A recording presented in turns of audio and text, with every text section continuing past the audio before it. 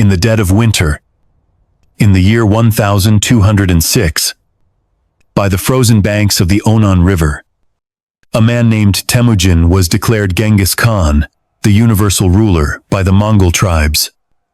And though those who watched the ceremony huddled under firs against the cold wind of the steppe may have believed they were witnessing the birth of another tribal leader, no different from the ones who rose and fell before him, what they were truly witnessing was the arrival of something the world had never known and would never forget: a man who would weaponize fear itself. Not as a byproduct of war, but as its very heart, its core, its fuel and fire and breath, and who would go on to reshape continents, not just through the slash of a sword, but through the silence that came before it, the kind of silence where cities surrendered before a single arrow flew, where kings turned pale at the sound of hooves, and where children were hushed, not with lullabies, but with whispers of his name. From the very beginning, Genghis Khan understood something others did, not that power is not only taken with strength, but maintained with terror. Not in the form of chaos, but in the form of orchestrated, methodical, surgical horror, designed to live inside the minds of enemies and never leave. His armies were swift. Yes, their composite bows and unrelenting cavalry allowed them to move faster than news itself, but it was not speed alone that made the world tremble. It was the system, a machine of conquest, where every part was calculated: the messengers, the spies, the informants, the performers of fear. And from the first city that fell, the Mongol Empire sent out not just smoke and screams, but stories, meticulously crafted tales of annihilation carried by survivors deliberately left alive, sent north and west and east to whisper of burning libraries, pyramid piles of skulls, molten silver poured into eyes and ears, entire towns where even cats and dogs were butchered not for strategy, but for message. His rule began with the unification of the Mongol tribes, a feat others had attempted and failed for generations, but which Genghis Khan achieved not only with the sword, but with betrayal. For his first great rival was none other than Jamuka, his childhood blood brother. And when Jamuka refused to bend the knee, Genghis Khan crushed his army and executed him in a display so public, so absolute, that no tribe dared challenge him again. From there, the machine began to grow. By the year 1219, when he turned his gaze toward the Khwarezmian Empire, the engine of terror had already begun to spin, with such force that entire regions surrendered without resistance, because they had heard what happened in Bukhara, in Nishapur, in Samarkand. They had heard that after victory, his men constructed towers of skulls, each bone placed with ceremony, each city left as both a grave and a warning. They had heard that the library of Bukhara, filled with over 12,000 volumes, had been burned to ash while horses were stabled in the great mosque.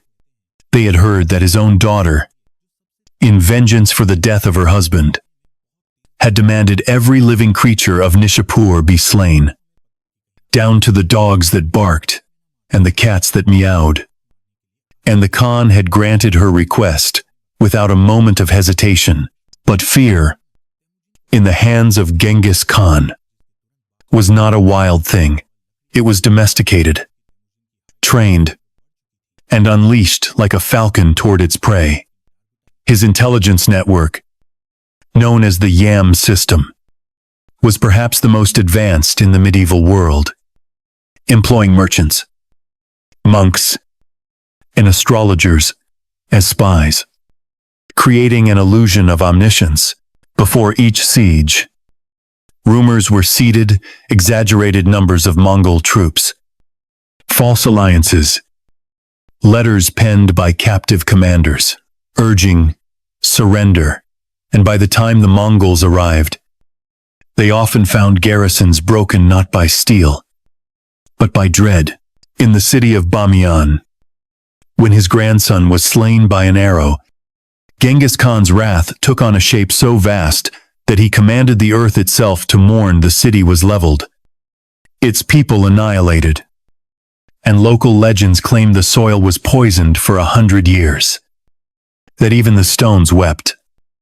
That the screams of the buried could be heard through the wind for 3 nights after the slaughter ended. Justice, in the empire of the Khan, was no reprieve from violence. It was violence, dressed in formality. His law, known as the Yasa, did not merely punish it, demonstrated. Death was mandated for acts as simple as urinating in running water, or failing to wash hands before cooking. Deserters were broken in half. Spies were left to die of thirst, while honey was poured on their faces to attract insects. Traitors were executed publicly, with molten silver poured into their skulls to punish greed. And yet this was not chaos. Not madness, it was control. Absolute and calculated. A system built to ensure that even whispering a word against the Khan felt like inviting your own funeral. In one town, it is said, the sight of a large cauldron was enough to cause panic, for the people believed it meant someone was about to be boiled alive. And often, they were right. But it was not only strangers who suffered. Within his own family, the Khan made it known that no blood was sacred, no kinship immune. His own brother was imprisoned in public disgrace. His son stripped of command for a single failed campaign. His sister's family wiped out when they were accused of harboring spies. In the year 1216, it is written in the secret history of the Mongols that he declared, "Even the wind does not go where I forbid it." And from that moment onward, even silence bowed to his rule. By the time of his death, in the year 1227, his empire spanned from the Pacific Ocean to the gates of Eastern Europe, covering over 12 million square miles. And yet the most lasting territory he conquered was the human imagination. The Arab chronicler Ibn al-Athir wrote, "If someone said that since God created Adam, the world has not suffered a greater calamity, he would be right." And for generations, mothers quieted their children not with fairy tales, but with warnings: the Mongols are coming. Cities as far as Vienna trembled at the name of a man whose armies would never reach them. For Genghis Khan had created not just a war machine, he had created a myth, a living nightmare made of hooves, blood, and fire, stitched into history like a scar.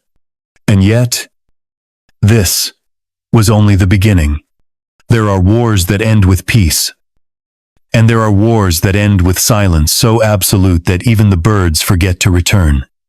In the wake of Genghis Khan's fury, many cities found themselves not rebuilt, not reborn, but simply erased, not through fire alone, but through an annihilation that moved with the rhythm of calculation, not chaos, because what the world came to understand too late was that Genghis Khan did not destroy cities for vengeance, or hunger, or even conquest. He destroyed them to teach. And the lesson was simple: that resistance was not brave. It was useless. And that surrender, even if humiliating, was still better than the arithmetic of terror that awaited those who defied him. It was not enough for a city to fall. It had to be remembered as having fallen in the most terrible way imaginable.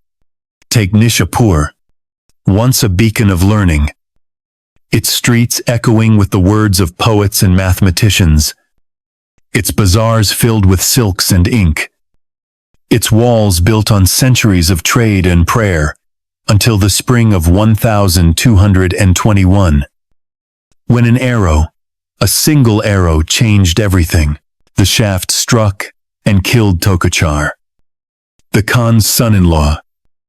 And with that, The fate of Nishapur was sealed, not by Genghis himself, but by his daughter, who demanded not merely justice, but erasure.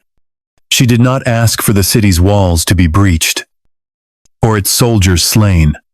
She asked that every living thing be extinguished, not only men and women, but children, livestock, stray animals, and even the wild dogs that howled outside the gates at night. And so, the command was carried out. The Mongols entered, and over a period of weeks, the city was emptied of life. It is said they killed so thoroughly that the blood congealed in the wells, and that the stench of death clung to the stones for years.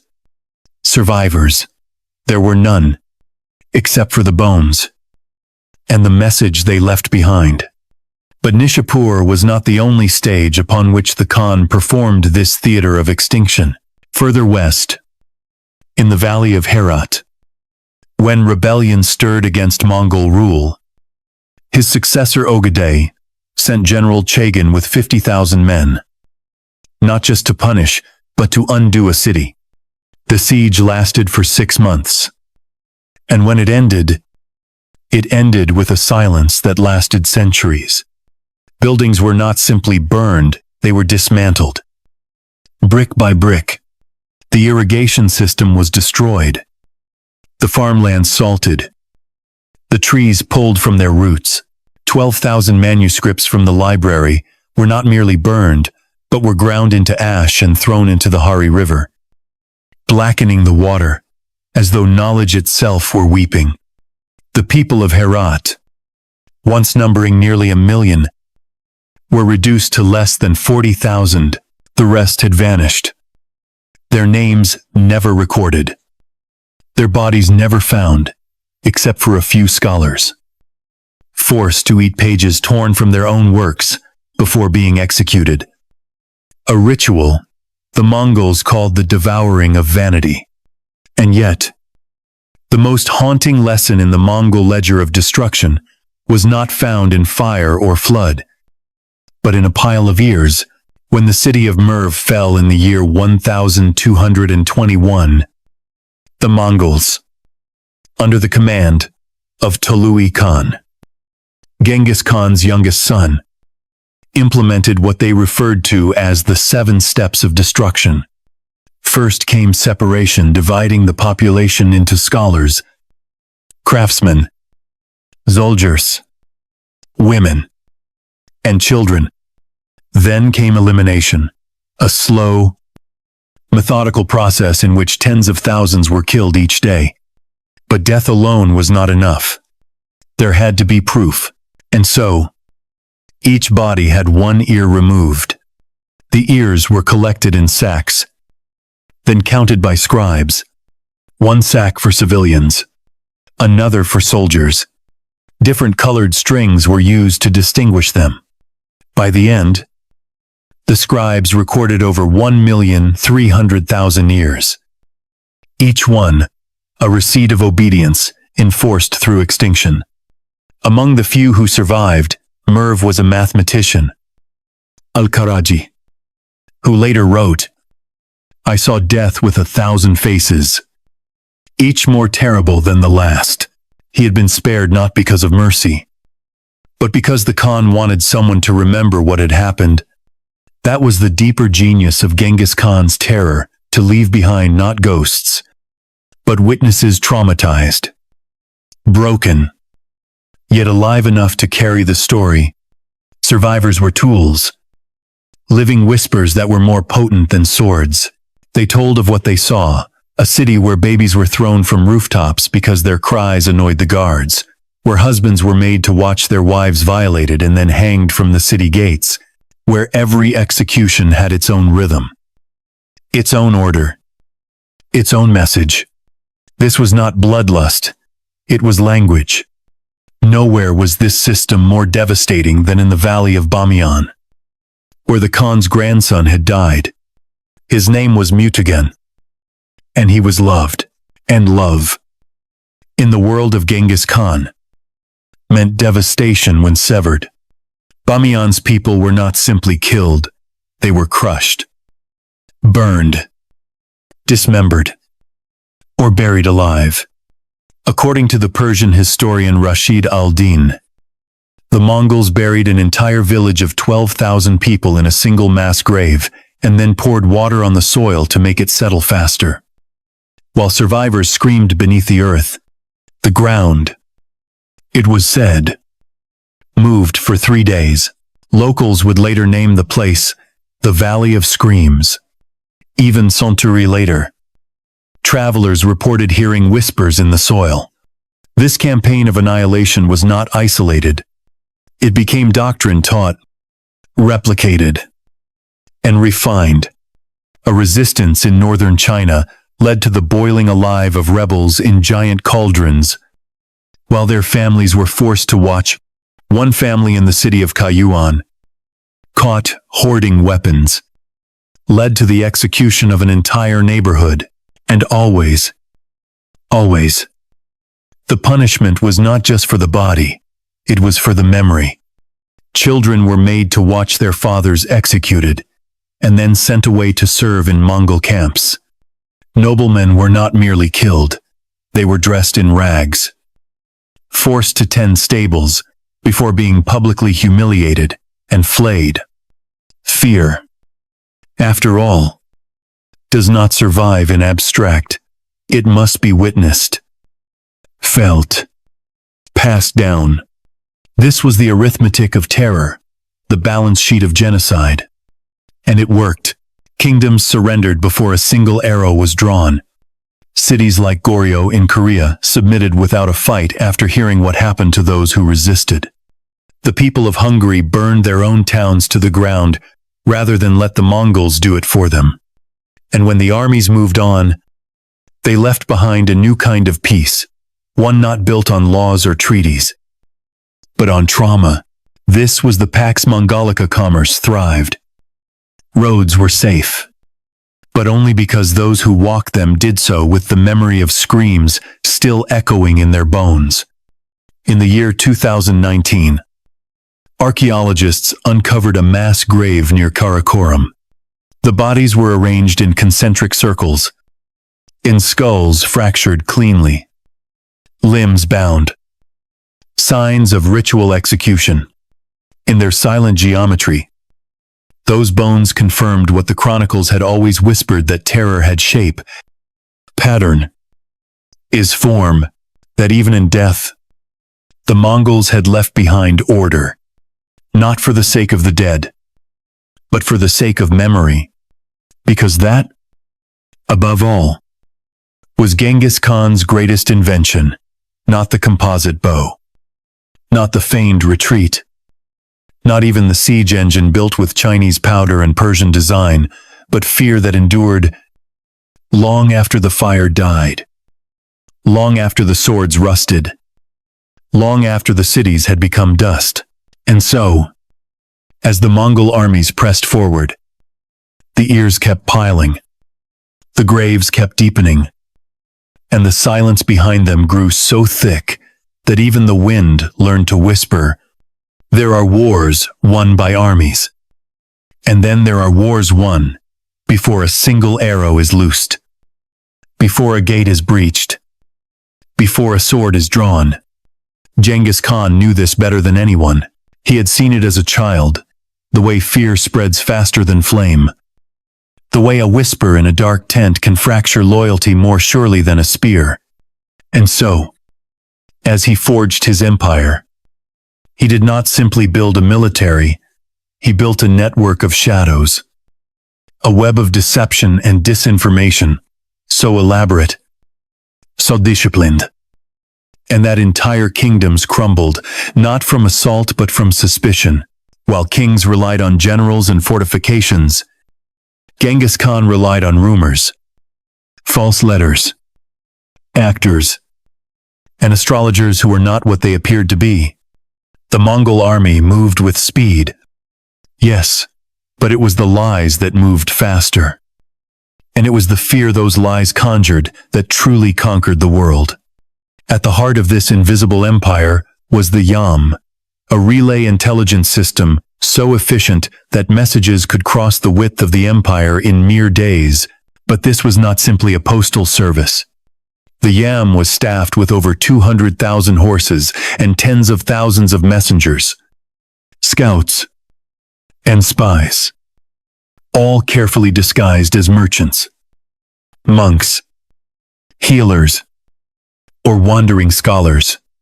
In one campaign alone, during the approach to Samarkand, in the year 1221, the Mongols seeded rumors that their numbers exceeded 1 million, even though, in truth, they barely numbered 100,000. And yet, city after city began to panic, not because they saw an army, but because they believed in one. The Yam turned hearsay into a weapon and made fiction more dangerous than fire. One of the most cunning agents in Genghis Khan's inner circle was Chu Kai, a Khitan advisor who traveled through the Chinese Empire dressed as a court astrologer. Wherever he went, he offered horoscopes, divinations, and lucky charms while carefully observing defenses, water supplies, and troop rotations. In letters later discovered in the ruins of Bianjing, he described how he would write fake prophecies that predicted doom if the city did not surrender to the heaven-blessed armies of the Khan. People believed him, because fear dressed as faith is the most seductive kind. He was only one among many. There were Sufi mystics who preached submission as divine will. There were monks who wept for the deaths that had not yet happened. There were traitors who offered gifts that carried poisons, and letters forged in the handwriting of commanders who were already dead. In the silence before battle, these shadows spoke loudest. Before the siege of Urgench, Genghis Khan sent in teams of these whisperers. They arrived days, even weeks, before the army. Some posed as refugees, others as traveling scribes. They carried nothing but stories of the destruction of Nishapur, of pyramids, of skulls, of boiling cauldrons and children catapulted alive over walls. They said nothing of tactics or politics. They said only what people could imagine. And that was enough. When the Mongol vanguard finally arrived, they found defenders shaking, some too paralyzed to load their arrows, others begging their own commanders to open the gates. It was not magic. It was not madness. It was fear engineered with surgical precision. But the greatest symbol of that fear was not a spy or a rumor. It was an arrow, and not just any arrow, but one that screamed. The Mongols, always attentive to both technological and psychological warfare, had long understood that the mind breaks before the body. And so, under the guidance of a legendary weaponsmith named Karakai, they developed a new kind of projectile, the soul-shocking arrow. These arrows were crafted with hollow chambers of animal bone, carefully shaped to create specific pitches when fired at different velocities.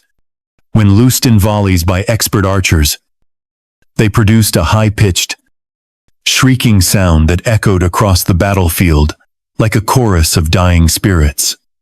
The Chinese called them ghost-crying arrows. And for good reason. The sound was unlike anything else, a piercing, unnatural wail that did not seem to come from any human force. Defenders who heard these arrows often broke ranks before the first Mongol horse crossed the horizon. At the siege of Volohai, the Song General Mengong wrote in his diary, "They had not yet touched our walls, but our soldiers covered their ears and wept." In archaeological digs near Volohai, several of these arrows were uncovered, bone shafts still intact, the air chambers undamaged by time. They are preserved now in museums. But no record can reproduce the sound they made, the sound that silenced cities. And this sound was not accidental. The Mongols tested their arrows the way one tests an instrument. Different bones yielded different pitches. Bird bones gave a shriller cry. in human bones, a deeper moan. In one recorded experiment near Karakoram, the sound of over 10,000 arrows was tested on a group of prisoners to see which made men flee fastest. Those who did not run were executed. Those who fled were tracked and interrogated. From this, they compiled what later became known among Mongol strategists as the Table of Trembling, a chart of frequencies most likely to induce fear. War, under Genghis Khan, had become a form of orchestration, sound, rumor, image, timing, all perfectly tuned to break the soul before the flesh. But this warfare of perception was not only for use in the East, in the West, against the Slavic states and European powers. Genghis Khan's generals, most notably Subutai, adapted it further before the Battle of the Kalka River. Mongol spies dressed as defectors entered the camps of Russian princes, claiming their forces had been scattered and would retreat. The Russians pursued for 9 days, only to be led into a trap that destroyed them. Later, at the Battle of Liegnitz, the Mongols deliberately released prisoners to run back into Polish cities with their ears and noses mutilated, their eyes burned shut, and the word Mongol carved into their flesh with red-hot iron. No army followed these victims. They were not messengers of war. They were omens. To these people, even symbols became weapons. 3 arrows placed upright in the earth meant invasion within 3 days. A single broken arrow signified mercy if the city surrendered without resistance. Blood painted on horse bridles meant annihilation. The Mongols understood iconography with terrifying clarity. Their banners were not colorful, but black, stark, plain, and ominous. Their riders wore armor stained with old blood, and their arrival was often preceded by days of silence, so that the only sound was the wind and the scream of arrows that had not yet been loosed. Perhaps most frightening of all was that there was no clear line between soldier and spy, between warrior and performer. The same man who slaughtered your town might, the next day, play the role of a holy man in another. Deception was not a tactic. It was a doctrine.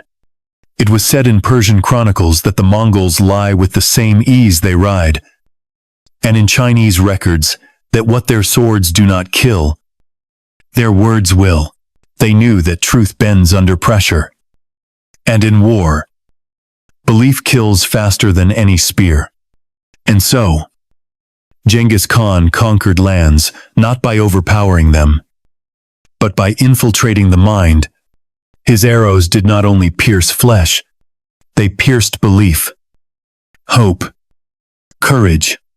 His agents did not simply gather intelligence, they reshaped the battlefield before a single step was taken. By the time his army arrived at your gates, the war had already been lost, because he knew better than any man who came before that the most powerful siege engine is fear. And the most devastating weapon is the one your enemy builds in his own mind. Blood, in Genghis Khan's empire, was never thicker than the law. And loyalty, even when wrapped in flesh that shared his own, was never above suspicion. To outsiders, the world he built may have appeared as a storm of chaos, a whirlwind of battles, towers of skulls, and smoke rising from cities forgotten by the time the ash settled.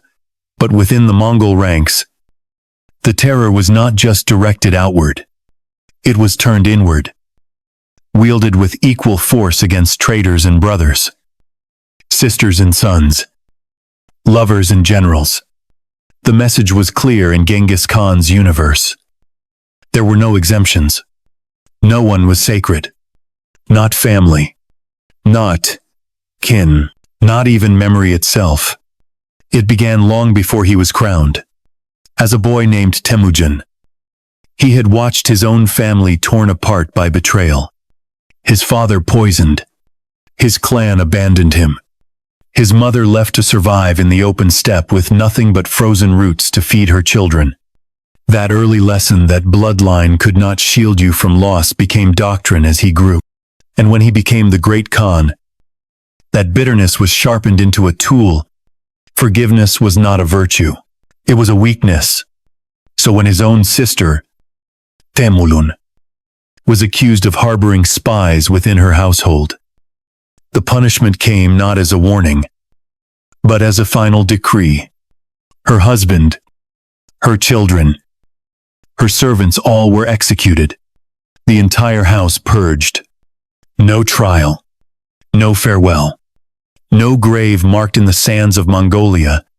It was said by those who dared to whisper in private that even her name was scratched out from the family scrolls, burned from records, and forgotten, not just in body, but in history. She did not fall from favor. She was erased, and yet she was not the only blood relation to feel the blade of the Khan's justice. His younger brother, Kassar, once a trusted ally on the battlefield, was imprisoned and publicly humiliated after rumors swirled of a quiet ambition stirring behind his eyes. He was not executed, but worse, he was stripped of rank, paraded in chains, forced to kneel in full view of the army he had once helped lead. His fall was not punishment. It was performance. A reminder to every man watching that the laws of the Khan were not softened by family ties. And if that message had not yet settled, it was made even clearer when one of Genghis Khan's own sons, Yoti, failed to execute a campaign with the expected brutality. The boy had shown hesitation, mercy. For that, he was publicly rebuked and temporarily removed from command. Some say Genghis never forgave him. Others say it was already too late, that the blood between father and son had long since turned to ice. But perhaps the darkest testament to how deeply Genghis Khan enforced obedience through blood came not from his hands, but from those of his daughter. Her name, like her mother's, is often omitted from the official histories, but her vengeance remains one of the most horrific events in the chronicles of the Mongol conquests. She had been married to Tokhara, a beloved general and son-in-law to the Khan himself. During the siege of Nishapur, Tokochar was killed by an arrow fired from within the city's walls. It was not just a death. It was an insult, a defiance that pierced not just the body of a warrior, but the pride of an empire. And when the city finally fell, Genghis Khan gave his daughter what she asked for: total annihilation. It was not enough that the defenders be killed. The Khan's daughter demanded that everything, man, woman, child, animal, be destroyed. And so it was. The slaughter took days, some say weeks. Soldiers combed through every house, every alley. Infants were thrown into wells. Dogs were sliced open in the streets. Cats were nailed to doors. No bloodline was spared. No breath was allowed to remain.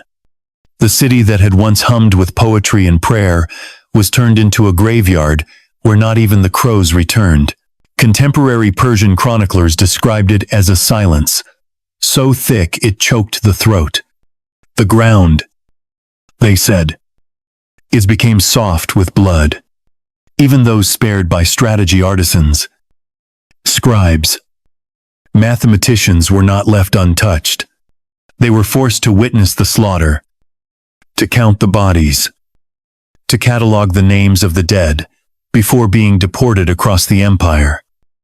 Scattered so widely that no trace of Nishapur's identity could ever be restored. One such survivor, a scribe named Harun al-Karaji, wrote, decades later, "I once lived in a city. Now I carry its bones in my dreams." This was not collateral damage. This was ritual, a lesson written in the lifeblood of a city, and this ritual was refined and repeated in Bamiyan. After the death of Mutagan, Genghis Khan's grandson, The rage was so absolute that every building was pulled down, every field salted, every tree cut at the root. Even the name of the place was changed to Mali, the city of sorrow. Locals claim that for 100 years, no child born there survived past the age of 10.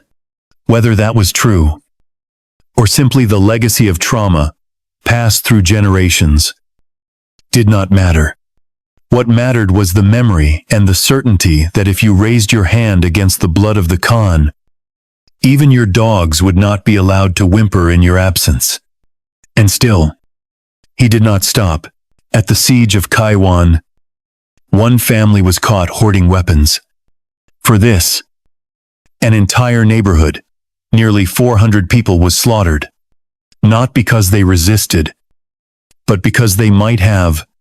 In the Mongol code, insuspicion was guilt. And guilt was a virus best eliminated by removing not the carrier, but everyone they had touched. This was the principle of the 9 exterminations, the belief that one act of rebellion required the death of 9 generations' sons, daughters, cousins, servants, in-laws, mentors, apprentices, even the household animals. It was not justice. It was sterilization. What made this system even more devastating was its consistency. There was no mercy for the influential, no appeals for the beloved, whether you were a prince or a stable boy.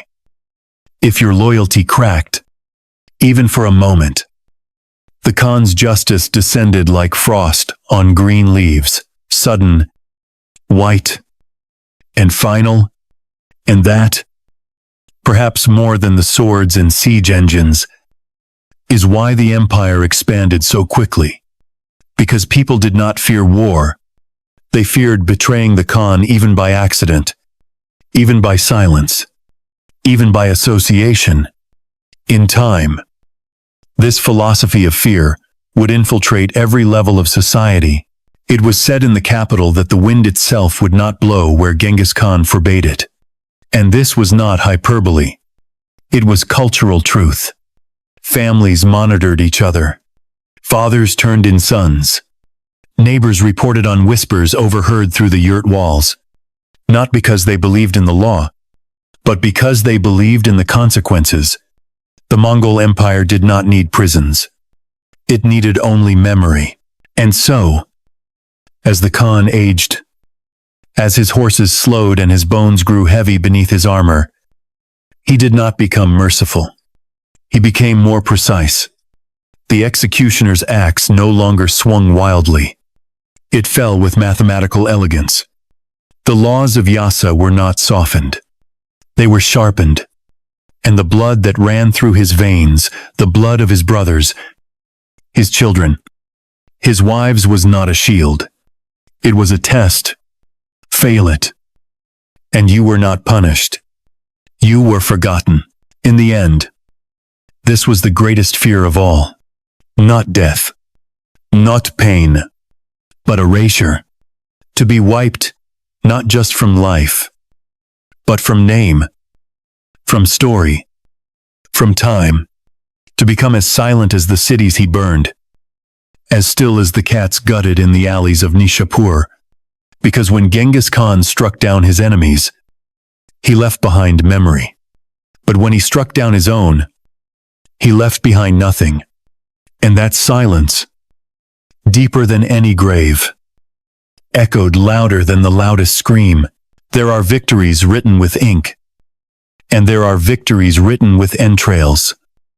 And in the empire of Genghis Khan, glory was measured, not by the songs sung after a battle, but by the stillness that followed. The kind of stillness where even birds avoided the sky and flies refused to land.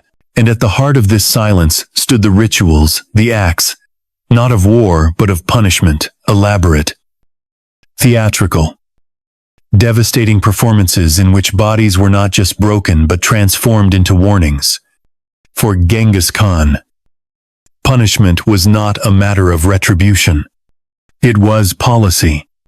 And nothing illustrated that policy more grotesquely, more magnificently, than the way he dealt with those who dared defy him, not just by killing them, but by turning their deaths into monuments. The story of the Bridge of Heads begins not with a battle, but with hesitation. Aginarel, loyal for years, had paused before storming a fortress. The delay cost lives. His soldiers died waiting for orders. The fortress sent mocking letters. And though the delay had not led to defeat, it had disrespected momentum, and in the world of the Khan, momentum was sacred. When the fortress finally fell, and the general returned with victory, he was welcomed, not with praise but with silence. At his side rode his wife, a noblewoman known for her fierce devotion and her quiet influence over court politics.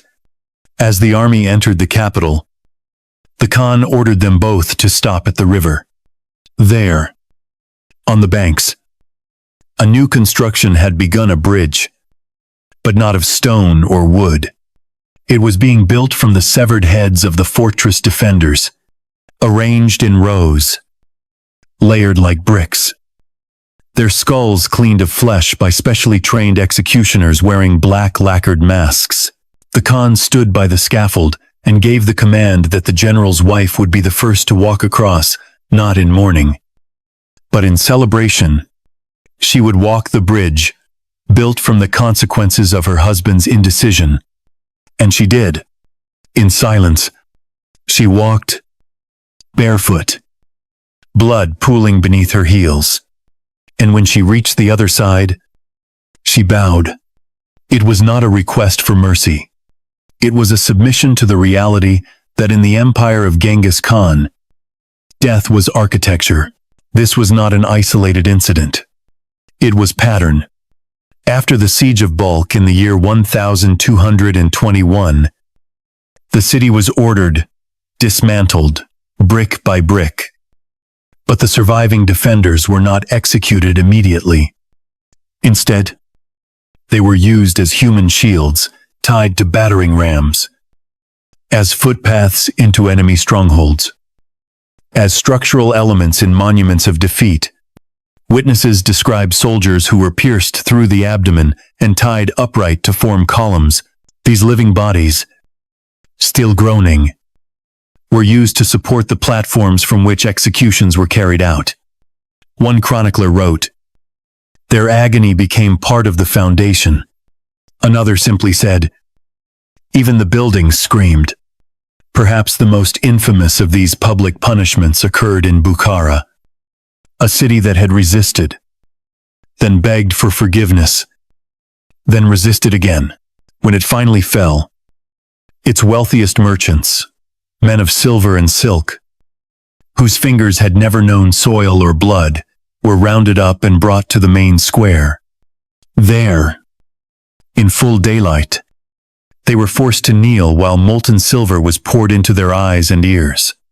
The punishment, according to the Khan, was symbolic for those who saw too much and listened too little. It was a ritual repeated later in Samarkand, only this time with molten gold, and only for those whose treasuries were found hidden behind false walls. The message was clear: wealth would not buy you safety, and silence would not buy you peace. Public executions in the Mongol Empire were not chaotic acts of rage. They were ceremonial. Entire divisions of the army, the Yasakis, were trained not to fight but to kill beautifully. They wore red face paint and black leather. And their expertise was not in swordplay but in technique: how to break a man without spilling his blood, how to make a scream last 3 breaths longer, how to execute a nobleman with dignity and a traitor with humiliation. In the city of Balkh, these Yasakis developed a new method: the collapsing platform. Victims were forced to stand on wooden structures, rigged to fall all at once, crushing those beneath under their combined weight. In one instance, hundreds were executed in a single synchronized collapse, the sound echoing like a drumbeat through the valley. Survivors described it as thunder that smelled of iron. And there were always survivors not spared out of mercy, but selected for their usefulness as narrators. In Merv, after nearly 700,000 people were divided by profession and executed, exactly 400 were kept alive. They were not allowed to weep. They were not allowed to bury their dead. They were made to watch, to memorize, to carry the tale of what had happened. Among them was a woman named Zubaida, a weaver, who later told a caravan trader in Damascus, "I did not live through it. I was made into a vessel for it." Her story, passed from mouth to mouth, outlived the walls of Merv, but the most haunting stories came not from cities, but from camps, secret places in the desert, where rebels, dissenters, and suspected traitors were brought not to be executed, but to be rehearsed. There, they were used in training their bodies broken over weeks, their screams studied, their reactions catalogued. Mongol shamans oversaw these camps, blending ritual with punishment. Victims were painted with sacred ash, made to bow 9 times to the north before their limbs were dislocated. Some were wrapped in wet rawhide that tightened as it dried, crushing bone and suffocating organs. Others were tied between saplings and torn in half by the tension of green wood. These were not punishments. These were lessons. And yet, even in this darkness, there was structure. Genghis Khan believed that order must be born from fear, and so, the punishments always followed a sequence. The 7 steps of noble death, for example, began with the removal of titles, followed by the shaving of hair, then the destruction of family records, then forced servitude, then public shaming, then isolation, and finally execution. Each step removed a layer of identity. The idea was simple by the time death arrived. The person who was dying no longer existed. In the Khan's logic, this made the execution not murder, but cleansing. So many died. So many more were unmade. And through it all, the empire grew. Not because the Khan was worshipped, not because his people believed in his righteousness, but because they feared that if they did not obey, they would become the stage. They would be the next column of heads. They would be the next bridge. They would be the next wife, walking barefoot across the skulls of a decision made too late. And in that fear, Genghis Khan found the only kind of peace he ever trusted. The sun had not yet risen when the defenders of Shenyang heard the first child scream. It did not sound like a normal scream, not one of pain or defiance, but something smaller, more confused, the sound a child makes when they are lifted from sleep too soon and find the sky spinning around them. It was only later that the horror took shape. These were not cries from inside the city, but from above it. The Mongols, having seized the outskirts, it had taken captured children, boys and girls no older than 7 or 8, and flung them back into the city with their newly developed siege engines, catapulting their small bodies over the high walls. Some already mutilated, others still moving, broken, but alive, sobbing as they crashed into courtyards, temples, rooftops. It was not meant to kill. It was meant to break the soul. And it did.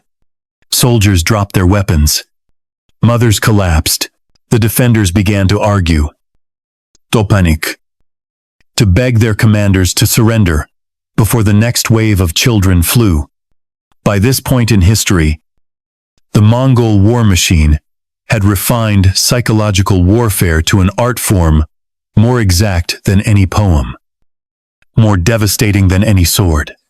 The city of Shenyang was not the first to face such horror, but it became a symbol, a place where the concept of tomorrow was erased not with fire, but with implication, Genghis Khan, though long dead by this campaign, had left behind a legacy of tactics so carefully recorded and obsessively imitated by his sons and generals that every new siege became a theater, and every defender an actor in a tragedy whose ending had already been written. Xiangyang held out for longer than most. Its walls were high, its stores were full, its commanders were seasoned, and its people still believed that courage could outlast cruelty. But the Mongols knew better. They knew that walls do not fall to stone, but to despair. And so the siege began, not with assault, but with starvation of the spirit. First, the rivers were choked with carcasses, animal and human alike, sewn shut with wire so they would not bloat and float away, but sink and rot at the bottom, poisoning the water slowly, invisibly. Then came the dismembered priests, launched at temples during holy hours, their mouths stuffed with burned pages of scripture. After that, in the disease carts, wooden wagons carrying plague-ridden bodies, left just within sight of the city gates, guarded not by soldiers, but by silence. When the defenders attempted to counterattack, they found the outer trenches ringed with captives, villagers from surrounding provinces tied together with horsehair rope, made to sing songs of their hometowns, while Mongol archers stood behind them, bows drawn. Every time a sortie was launched, the arrows flew not at soldiers, but at the human chain. And the defenders who struck down those villagers found their own names cursed by those within the city for bringing blood upon the innocent. This, too, was part of the plan to turn the defenders against themselves, to make every decision feel like a betrayal, every movement a sin. After 30 days, food began to dwindle. After 60, people began to die. After 90, the stories began. Whispers of mothers smothering their children at night so they would not starve slowly. Of guards offering gold coins for scraps of boiled leather. Of a temple where men once sat in meditation, now filled with corpses posed upright, as if still at prayer. And then the children came, flying through the air like broken birds, their tiny bodies wrapped in shreds of city banners, a final insult, a desecration of innocence and identity in one. What made it worse, what truly shattered the will to fight, was the fire. The Mongols, in their relentless pursuit of innovation, had unveiled a new weapon during this campaign, the heaven-shaking thunder bomb, developed by Muslim engineers and refined by Chinese defectors. It combined early gunpowder with shrapnel and bone fragments, packed into ceramic shells, designed to explode on impact. These were not bombs in the modern sense, but something older and more theatrical. They screamed as they flew, their fuses trailing sparks across the sky before detonating with a sound described by survivors as louder than the gods arguing. The concussions were strong enough to collapse walls, blow apart rooftops, and shatter morale. But even more terrifying was what the bombs carried inside. Not just metal and stone, but pieces of human remains, fingers, teeth, scalp, burned and mixed with oil, so that when they struck, they spread not only fire but panic. In the final days of the siege, the Mongols launched these thunderbombs every night, and every morning, they would pause to collect the pieces of those who had died inside the city from the bombardments, catapulting their own people back into their homes. The message was not subtle. It never was. The Mongols were not philosophers. They did not believe in hints. Their lessons were always written in blood. And yet, the Mongols were not careless. Every detail was measured. When the gates of Xiangyang finally opened, they did not rush in. They waited. For hours. letting the defenders see the stillness, letting fear bloom in that unnatural calm. When they did enter, it was in silence.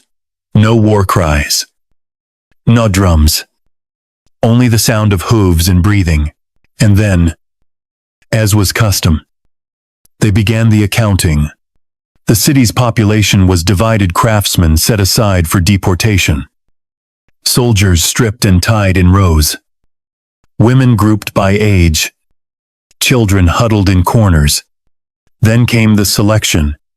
Every 10th person was marked for immediate death. Those who had held command were executed in public. The remainder, nearly 30,000 souls, were marched out of the city and into the fields, where they were told to dig, not for crops, for their own graves. At night, the Mongols erected a platform near the city center, not for strategy, not for prayer, but for memory. Here, the survivors of the siege were brought to watch the execution of their leaders. Each death was slow, deliberate. One commander was boiled alive in oil. Another flayed and wrapped around a city statue. A woman, believed to have poisoned Mongol scouts. It was sewn into a sack with wild dogs and drowned in the river she once used to bathe her children. These were not acts of cruelty. They were statements. It meant to echo long after the Mongols had gone. Meant to shape the dreams of any child who grew up among the ruins. And still, they were not done. In the ruined temples, the Mongols built altars, not for gods, but for conquest. They placed piles of ashes where scriptures had once stood. They buried arrows in the floor, as a sign that the only force now sacred was force itself. And for every survivor spared, they gave a choice: carry this story to the next city, or join the bodies beneath it. Most chose to speak, and the world listened, because after Seongyang, there were no more illusions. Cities no longer asked if the Mongols would come, only when, and how long they had to choose between surrender and spectacle. Genghis Khan may have been gone, but his presence lived in every flaming corpse, every launched child, every whisper that passed from refugee to refugee, like a contagion. And in this silence, this tomorrow that never came, the empire marched on, never pausing, never looking back, knowing that their greatest weapon was not what they built, but what they destroyed. There are wars that end when cities fall, and then there are wars that continue long after the walls have crumbled, when the land itself begins to suffer, when rivers vanish, when crops rot beneath a sky that no longer knows rain. Genghis Khan's legacy was not only written in blood and ash, but in scarred earth, in landscapes where the sun rose but nothing grew, where the wind whispered the names of the dead but could not carry the scent of life. In his eyes, to conquer a people was not enough. Their memory had to be broken, their future interrupted, their soil turned against them, so that even 100 years after the last Mongol horse had galloped through their valley, the earth itself would remember the lesson. This was not vengeance. It was strategy one taught by his shamans, refined by his generals, and carried out with scientific cruelty. In the campaign against the Tangut Empire, the Mongols didn't merely attack fortresses, they attacked systems, the veins of the land itself. They studied irrigation networks, trade routes, granarias, salt mines, and silk production centers. They mapped them meticulously. They sent advanced scouts not to measure garrisons, but to document rainfall, soil, softness, the flow of aqueducts. Then, when the time came, they struck not with swords, but with calculated erasure. The wells were the first to go, near the city of Zhongxing, capital of the Tangut. The Mongols captured a series of mountain-fed wells that had sustained the population for centuries, but instead of poisoning them with corpses, as they had done elsewhere, they did something more permanent.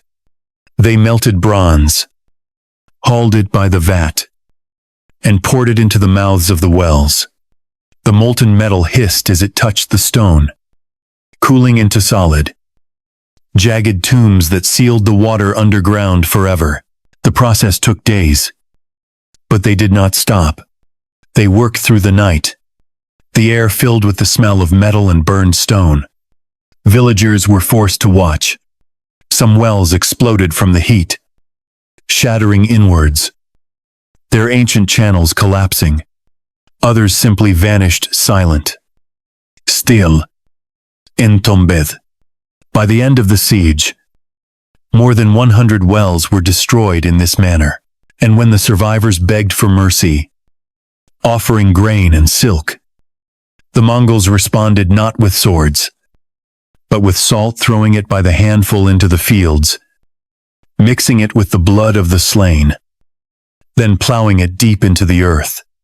Farmers who returned seasons later found their soil white, dry, bitter to the tongue. Nothing would grow. Not millet, not barley, not weeds. Not even the bones of the dead would rot properly in salted ground. This technique, repeated across northern China, it came to be known as the Black Belt, a 500-mile stretch of land deliberately scorched, starved, and sterilized. It was phase one of a campaign that historians would later call the Great Hunger. In phase two, the Mongols turned to the rivers. Carcasses were dumped in hundreds. Shamanic brews, a mix of horse blood, rotting meat, and wolf's bane, were poured upstream to spread rot and fear. In phase three, they began killing the animals. Herds were driven off cliffs, pens set on fire. In one province alone, records indicate more than 2 million livestock were slaughtered, not for food, but for absence, to remove not only the ability to fight, but the ability to recover. By the year 1223, entire regions had vanished from census records. Villages disappeared from maps. Merchants refused to travel across certain plains. Survivors wrote of drinking mud, of scraping bark from trees, of mothers digging through graves, hoping to find flesh on old bones. In Henan province, contemporary Chinese records estimate that 90% of the population died not by sword, but by emptiness. The Mongols had not just invaded, they had unwritten a civilization, and still, they were not done. In the province of Liang, the Mongols introduced a new element: architectural extinction. It was not enough to burn temples. They destroyed the blueprints. They captured the stonemasons. They executed any who knew how the arches had been carved, how the domes had been balanced. When they entered the palace of the Golden Silk Court, they did not loot it. They dismantled it, stone by stone, then used the royal dye vats to stain the rubble red. The silkworms were burned alive, the looms smashed, the imperial recipes for yellow silk destroyed. The women who had once woven it were made to wear their shredded robes as they were paraded through the streets, then fed to the fires themselves. The message was not subtle. It never was. If your hands built something beautiful, those same hands would be burned to ash. Perhaps the most haunting record comes from a Buddhist monk named Shenshu, who survived the sack of Zhangye. He described how the Mongols tied the high lamas to the base of the monastery's sacred Bodhi tree and set the roots on fire. As the flames climbed, they chanted not prayers, but Mongol war songs, off-key and guttural. The monks did not scream. They sat in silence, arabes smoking, flesh melting, and when the tree finally fell, it crushed them without ceremony. The Mongols then collected the ashes of both monks and wood, packed them into leather bags, and sent them down the Silk Road with caravans, not as a threat, but as a reminder. Even when there was no resistance, the destruction came. In the trade city of Khotan, the leaders had submitted in advance, sent gold, silks, and hostages. The gates were open. No arrows were loosed. And yet, within weeks, the city's underground aquifers were collapsed, using gunpowder charges developed by captured Chinese engineers. One massive explosion turned a lush farming basin into a cratered salt plain. Khotan was not punished for betrayal. It was prevented from becoming powerful again. This was the brilliance of Genghis Khan's doctrine, carried out long after his death by those who worshipped not his face but his formula. Peace was not the goal. Irrelevance was. To make a land so barren that it could never rise again.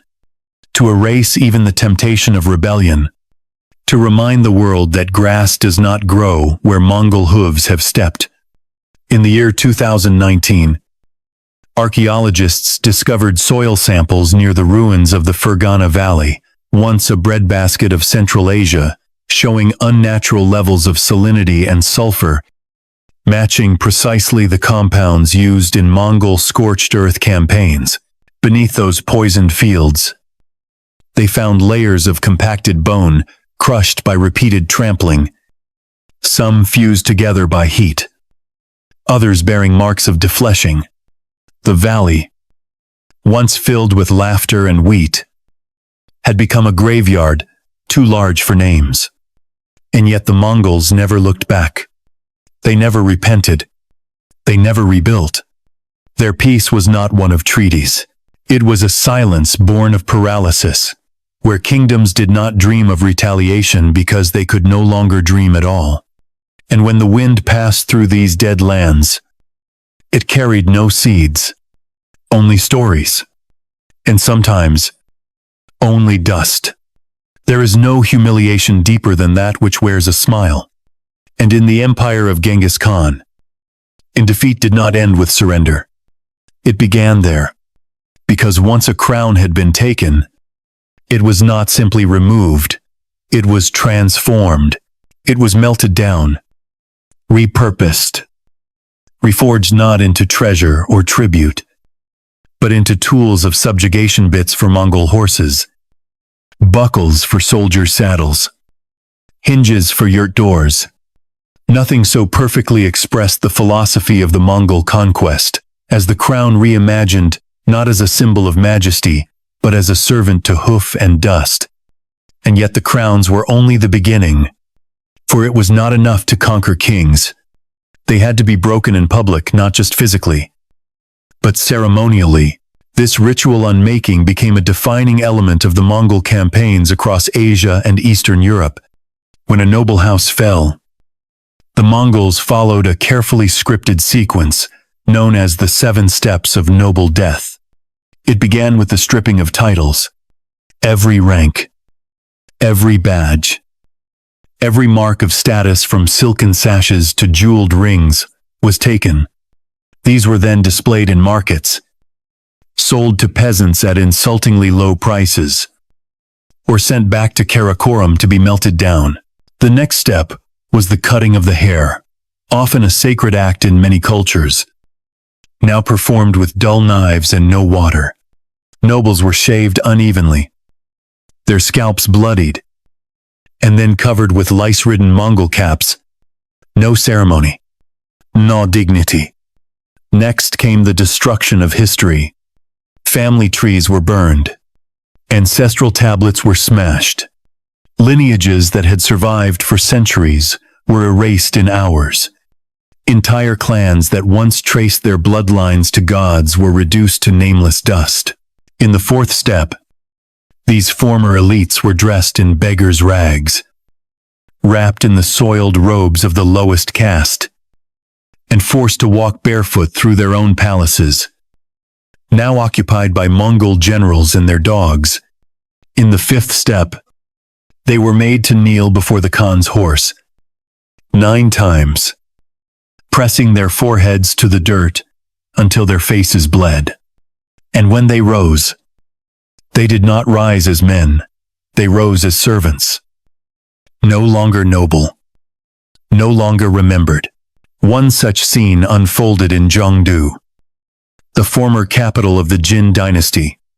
The emperor, once known for his golden robes and dragon-carved throne, was forced to clean the hooves of Mongol cavalry horses while wearing his imperial regalia turned inside out. His crown, a relic passed down through 9 generations, was melted into 12 bits and used to bridle the Khan's personal steeds. The emperor's daughters were handed to Mongol commanders as concubines. His sons were divided, one sent to Karakoram as a stable boy, another executed publicly for crying during the humiliation. No bloodline was too sacred, no lineage too long. In the world of the Khan, a birth meant nothing without obedience, and obedience meant nothing if it could not be displayed. But this degradation was not only practiced upon monarchs, ministers, and cholas. Priests all were subject to ritual deconstruction. In the Buddhist monasteries of Tibet, Ahai lamas were forced to bless Mongol horses while wearing their sacred robes backwards, chanting scriptures in reverse. Their prayer wheels were repurposed as spit buckets. The holy bells of the temple were melted down into stirrups. One monk, known only as Drenpa, was forced to paint Mongol military orders onto scrolls once reserved for sacred texts. His ink ran out halfway through the document.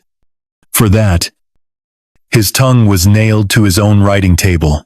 He died, not screaming, but drowning in his own silence.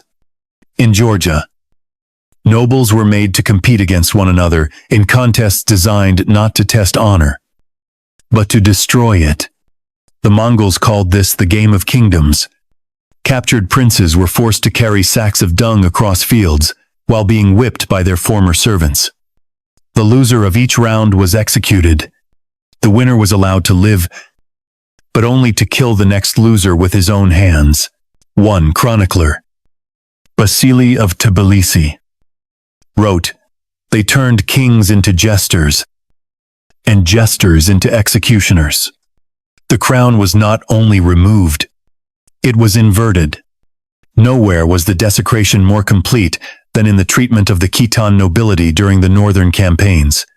There, captured nobles were paraded through their former cities, wearing their ceremonial robes backwards, their faces smeared with ash, their belts tied in knots to mock the Confucian codes of conduct. Their ancestral halls were open to the public, desecrated by Mongol soldiers, who defecated on the altars and used sacred paintings as saddle blankets. The nobles themselves were assigned to clean latrines and groom horses. Their family seals, once carved in jade and ivory, were thrown into fires and recast as belt buckles for Mongol scouts. And yet, perhaps the most symbolic transformation was not architectural, nor physical, but linguistic. In one region of northern China, the Mongols outlawed the writing of noble names. Not only were the names banned from records, but those who spoke them aloud were beaten or fined. Children born to noble families were renamed with Mongol syllables. One boy, once named Zhang Yuren, was renamed Shunhai, meaning obedient Zhe. His grandfather had been a minister. The boy became a boot washer. And so the line was broken not just in power, but in speech.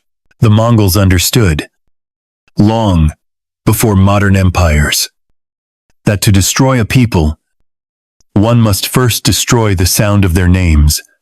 Even those who surrendered willingly were not spared this collapse. In the Uyghur kingdom, noble families were made to send their eldest daughters into Mongol harems, while their sons were taken as hostages and trained to serve in the Khan's personal guard. This practice, known as the chain of blood, ensured that even in submission, there was no peace. The daughters were renamed, the sons were forbidden from speaking their native tongue, and when they returned home, years later, they returned as strangers wearing Mongol braids, speaking in foreign rhythms, carrying orders instead of memories. One Uyghur elder wrote, "My son came back to me, but the wind no longer called him by his name." But the most haunting legacy of noble degradation came from Urgench, where a group of aristocrats, once the most powerful in Central Asia, they were kept alive in the ruins of their own palace. They were not allowed to leave. They were not allowed to die. Each day, they were made to serve as doormen to Mongol commanders, now living in their halls. They opened the doors for the very men who had slaughtered their families. They bowed, smiled, fetched wine, swept blood from stone, and on the walls of that shattered palace, archaeologists in recent years uncovered graffiti etched by a trembling hand. "I who once commanded thousands, now bow to the one who once cleaned my stables." This was the perfection of Genghis Khan's vision. Not death, not conquest, but transformation through humiliation. To make the mighty serve the meek. To turn crowns into tools. To make kings kneel not for forgiveness, but for function. And in that kneeling, to rewrite the balance of the world, so that long after the Mongols had vanished, and the steppe had grown quiet, and the firelight no longer flickered against the yurts of Karakoram, the memory remained, a memory, not of death, but of degradation made permanent. And that, above all else, was the true price of defeat. There are empires that fade with dignity, and there are empires that vanish with thunder, but Genghis Khan's empire did neither. It ended in silence. A silence so vast that even now, across the steppes and deserts it once claimed, there are nights when nothing stirs, and the wind passes like a whisper through empty valleys where cities once stood, and the earth, cracked and scarred, it still holds its breath. The Mongol Empire was not merely a dominion of land, it was a dominion of memory. One built not only on conquest, but on the engineering of fear. And when it finally unraveled, it did not leave behind ruins. It left behind shadows, shadows that stretched far beyond the places it had touched, casting long, cold echoes into the centuries. By the time the great Khans had passed into legend, when the sons of Genghis warred with one another and the empire fractured into khanates like shards from a broken bowl, the world had already been rewritten. It was not just that cities had been destroyed, it was that time itself had been interrupted. Libraries that once held centuries of knowledge had been reduced to kindling. Lineages that had stretched unbroken for 1,000 years were ground to dust.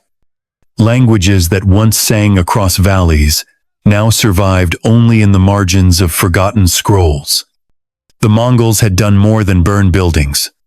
They had severed continuity, and so, as the empire faded, it left behind a strange stillness, not peace, not renewal, but a kind of disorientation, as if history had taken a step backward and forgotten what it was meant to become. And in that stillness, something strange began to happen. Across the former territories, from the mountains of Persia to the rivers of China, from the frozen plains of Russia to the burned courtyards of Afghanistan, the people did not rebuild as they had before. The palaces that had once towered were replaced by modest halls. The temples were shorter, the markets smaller, the roads thinner. No longer did cities dream of greatness. They dreamed only of safety. Survivors whispered stories to their children, not about heroes, but about consequences, not about ambition, but about restraint. Mothers no longer told bedtime tales about gods.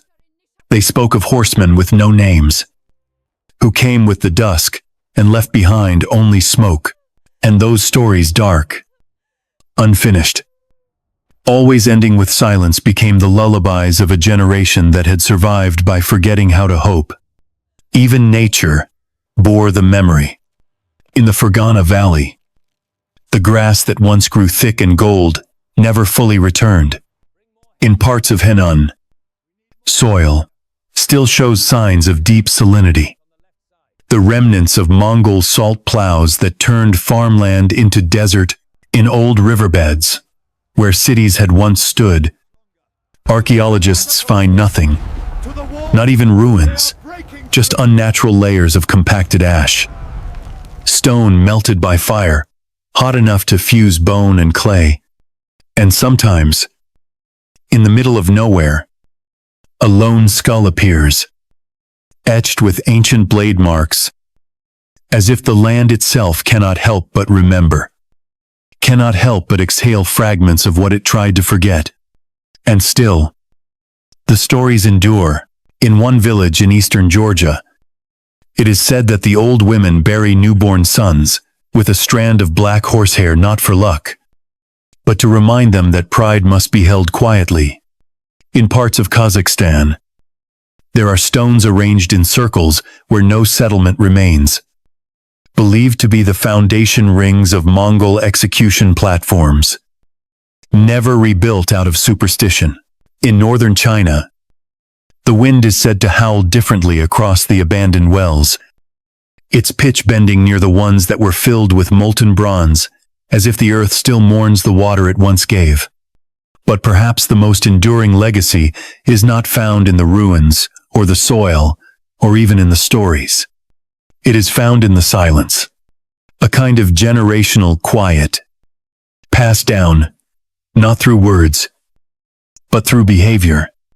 An instinct to lower the voice when speaking of old power, an inherited caution in the face of new ambition, a reverence for calm, not because calm is peaceful, but because calm is safe, and beneath that calm, a tremor, the memory of how quickly everything can be undone, how even the highest towers can be ground into gravel, how even the proudest names can vanish from ledgers, not because they were defeated, but because they were unwritten. And yet, in this silence, something else survives. Because history is stubborn, because even the dust remembers. It remembers how Genghis Khan was once just a boy, abandoned on the steppe, whose father was poisoned, whose family was left to starve. It remembers how he rose, not through heritage, but through terror, how he did not build his empire on loyalty, but on fear, so precise and profound that it became self-sustaining. It remembers how he turned cities into theaters, how he turned kings into servants, how he turned memory itself into a weapon. And it remembers that long after his horses had died, long after his sons had betrayed one another, long after his banners had fallen into ruin, his name still lingered, heavier than stone, more persistent than ash. Even now, the whisper of his name is enough to summon unease in places where his armies never even marched. Even now, children hear stories about the rider in the wind, a figure, half man, half specter, who punishes pride with fire and ambition with silence. Even now, the idea of Mongol justice swift, cruel, mathematical flickers in the margins of modern law codes, where execution is rare but exemplary, where surveillance is quiet but absolute, where obedience is demanded not through loyalty, but through the fear of vanishing. This is the empire that remains, not the land, not the gold, but the lesson that peace can be bought with fire, that fear can outlive a dynasty, that silence, when crafted carefully enough, becomes eternal. And so, tonight, As you lie in the quiet of your room, think not only of the bloodshed, the siege engines, the thunder bombs and screaming arrows. Think of what came after. Think of the cities that never came back. Think of the names no longer spoken. Think of the wells that still sleep under the ground. Mouths sealed shut with metal. And think of the man who looked at the world not as a place to rule, but as a place to erase, so that only his voice and his silence would remain. Because sometimes the most terrifying thing in history is not the war itself. It is what happens when the world forgets how to dream and remembers only how to obey.